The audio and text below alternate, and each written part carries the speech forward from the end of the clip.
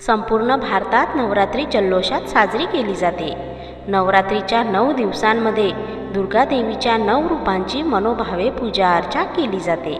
तसेच या 9 दिवसांमध्ये भाविक देवीला प्रसन्न करण्यासाठी उपवास करतात। दरम्यान या दिवसांमध्ये कांदा लसूणचे सेवन वर्जित मानले गेले आहे। यामागे अनेक कारणे सांगितले जात असली तरीही हे खरे कारण तुम्हाला कोणीही सांगितले नसेल। नवरात्रीच्या दिवसांमध्ये कांदा लसूणचे सेवन वर्जित मानले जाते। या पदार्थांना आयुर्वेदात तामसिक आहाराच्या श्रेणीत ठेवण्यात आले आहे।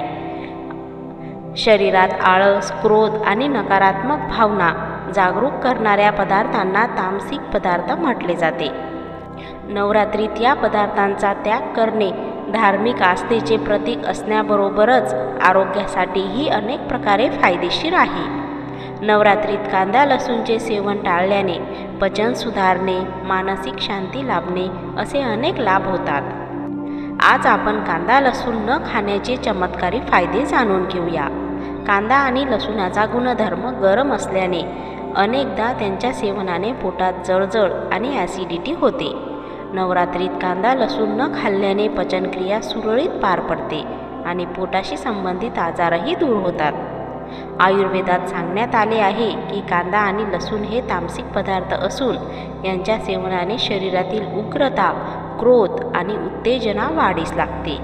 नवरात्रीच्या दिवसांमध्ये कांदा लसूणचे सेवन न केल्याने मानसिक शांती मिळते। यामुळे एकाग्रता वाढण्यास मदत होते। कांदा लसूणचे सेवन टाळल्याने शरीर हलके आणि शुद्ध होते, ज्यामुळे उपवासाच्या काळात शरीरात चांगली ऊर्जा तयार होते आणि शरीर तजेलदार राहते। तसेच यामुळे हार्मोनल असंतुलन टाळता येते।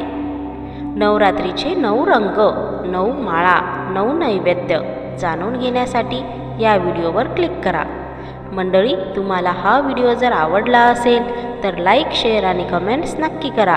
असेच माहितीपूर्ण व्हिडिओ पाहण्यासाठी आपल्या लोकप्रिय सोपे जीवन चॅनलला सबस्क्राईब करा। धन्यवाद।